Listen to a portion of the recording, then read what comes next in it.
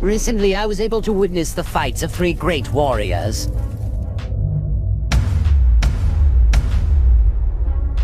His powers were completely absurd. I had never seen anything like it.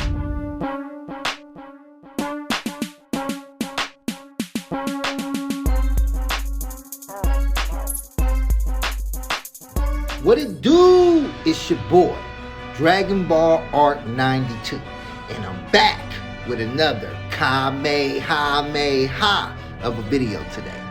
And last time on Dragon Ball Super, Granola was in a battle with Oil.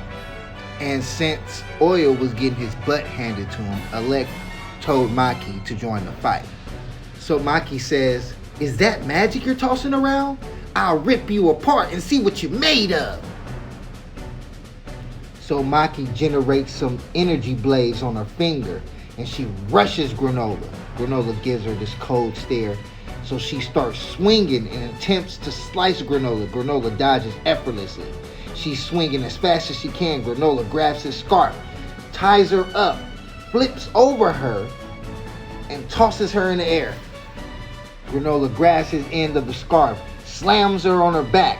She's laying there in pain. He slings her back in the air in an attempt to slam her on her face. Her brother Gas and her brother Alec are looking in surprise. Gas decides to intervene and slices the scarf in half. Maki says, "Thanks, Gas. Stay on your toes. He's the real deal." Granola gives that calm look as he puts on his scarf. Gas gives him this cold stare. Alec says, "No need to join this fight, Gas. Stand down." "That's enough," Alec says. "We got a good glimpse of his power." "I know you've been getting stronger as of late," Alec says. "But anyone can see there's something strange about your big power-up. What happened to you?" Alec says. Granola says, "Not for you to know." Alec says, "Then why should we tell you where Freeza is? If you screw up this quest for revenge, we'll be the ones with the targets on our back. We're gonna need some assurance that you're more than a match for Freeza." Granola gives Alec this cold stare and says, "Fine, I use the Dragon Balls." The Heaters look surprised when they heard this. So Alec says, "Thought so. So Planet Cereal has its own Dragon Balls then?" Granola says, "It does." Alec says, "Right. And that's how you became the strongest in the universe." "Exactly," Granola says. Oil says, "Now that's just playing dirty." So Alec says, "Good. That's all I needed to hear. But keep your shirt on. We don't know where Frieza is exactly. Finding out is going to take some time. Go home and cool your head and we'll be in touch." Granola says, "Fine, but make it quick. I don't have much time to spare." Alec says, "Is that so? Want to elaborate?" "I don't have very long to live." "What do you mean? You're only, 50? Maki says. "Aren't Syrians supposed to live for like 2 centuries? "I sacrificed my 150 remaining years in exchange for this power," Granola says. Alec looks in shock. Like, what? So the scene shifts over to Granola and the dragon from Planet Cereal. "I am able to multiply your current strength by condensing any and all power you could have accumulated in your lifetime." "What do you mean?" Granola says. "By shortening your lifespan, you can become the greatest warrior in the universe." "How many years would I have left?" Granola says, "if I agree to this?" 3.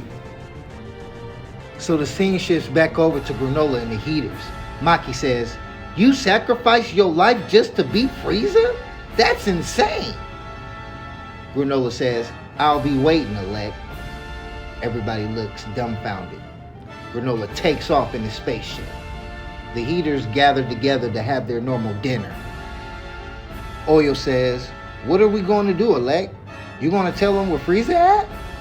Maki says, "If he ices Frieza for us, we can do our job without having to kiss that jerk's butt. Not a bad deal, right?"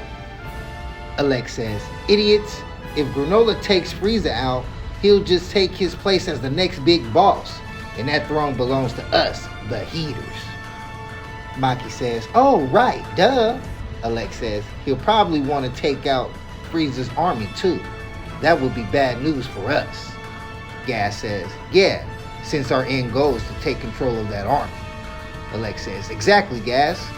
We'll have more business opportunities than ever with Frieza's notorious forces under our thumb. Maki says, speaking of, scheming with Frieza's guys to attack Planet Cereal led to a real nice payday for us.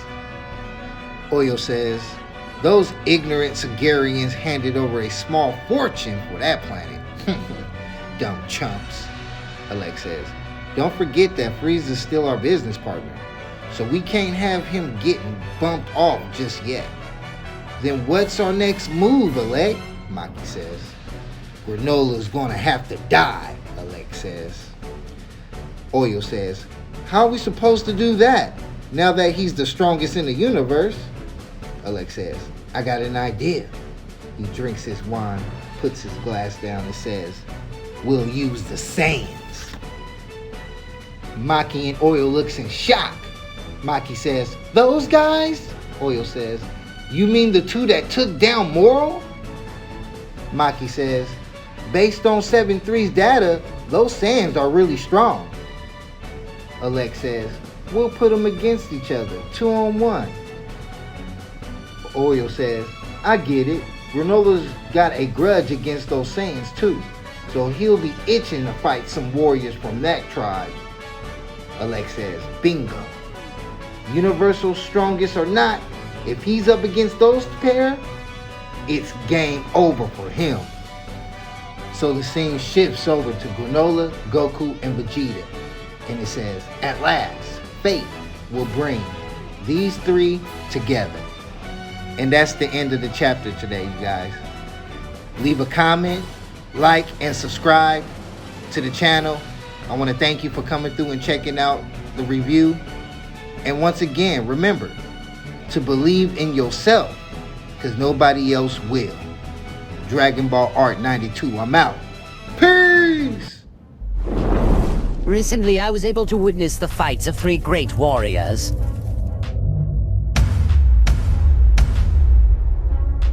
His powers were completely absurd. I had never seen anything like it.